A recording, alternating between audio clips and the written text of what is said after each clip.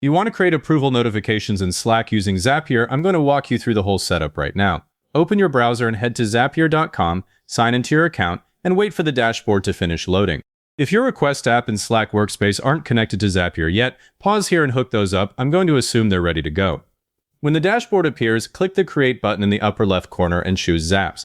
The Zap editor opens in a moment, and every Zap starts with a trigger followed by one or more actions. We begin with the trigger, click the trigger step, a search bar appears, type the name of the application where your approval requests get created. I'm using Google Forms, but the steps are exactly the same for Typeform, Jotform, Airtable, or whatever you have. Once you select the app, you'll pick the trigger event. For a form, choose New Form Response. For a spreadsheet, it's probably New Spreadsheet Row. Click Continue. If your account isn't connected yet, Zapier prompts you to log in right here. After that, you configure the trigger details, select the specific form or sheet. I'll pull up my purchase request form. Now skip past the required fields and hit Continue again. Time to test the trigger. Click Test Trigger. If Zapier doesn't find any existing data, and I've only got a blank form so far, I'll quickly submit a test entry. I open the form in another tab, fill in some actual values, requester Jane from marketing, request type purchase order, department marketing, amount $500, priority high, date submitted today, and submit it. Back in Zapier, I test the trigger again. Now we see sample data. Request ID, requester name, department, amount, priority, reason, and date submitted. Scan these to make sure every piece of information you need in the Slack notification shows up. The data is only as good as what leaves this trigger, so don't skip this check. With the trigger working, click the plus button directly below it. Search for Slack, select it, and choose Send Channel Message as the action event. Click Continue. Zapier will now ask you to connect your Slack workspace, sign in if you haven't already, and authorize the permissions. It needs to be able to post messages in your chosen channel. Once you return to the editor, select the connected account and click Continue. Now pick the channel. I'm choosing the Approvals channel from the dropdown. Yours might be Finance, Management, or HR. The key is to use a dedicated channel so nothing gets buried. Select it and move on. The message body is the most important part. I'm going to build a clear, scannable notification using the fields from the test data. I'll type a pin emoji, then the words New Approval Request on its own line. Below that, I drop in the field names with their dynamic values. Requester, then the requester name field from the dropdown.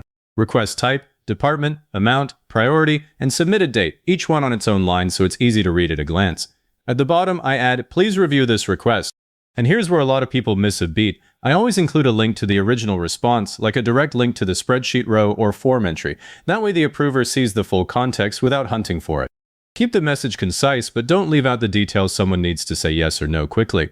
Below the message field, you can customize how the post appears. I set the bot name to Approval Bot and pick a bell emoji icon. It helps the notification stand out in a busy channel.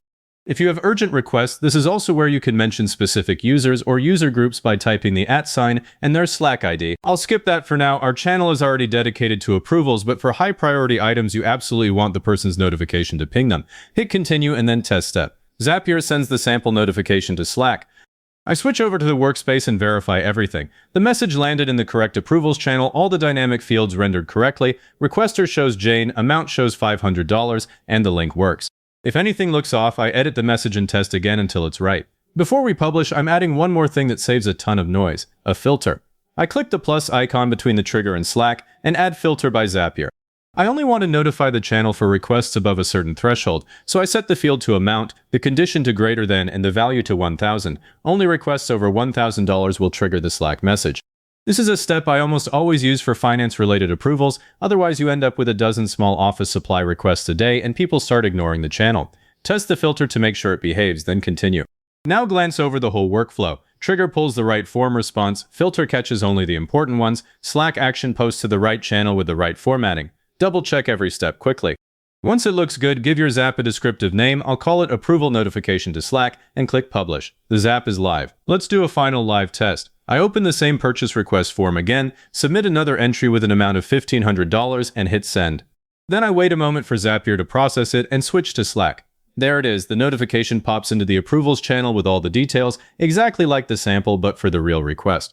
Now that you've got the notification flowing, two things you'll want next. First, add a follow-up action to log the approval status somewhere. After the Slack step, I often add a Google Sheets action that writes a new row with the request details and a status column. That way you have a trail even if something gets missed in Slack.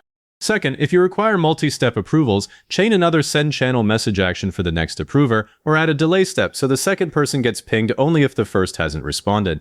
And always check your Zap History tab once a week or so. It shows you if any runs failed and gives you the exact error, which is usually just a disconnected account.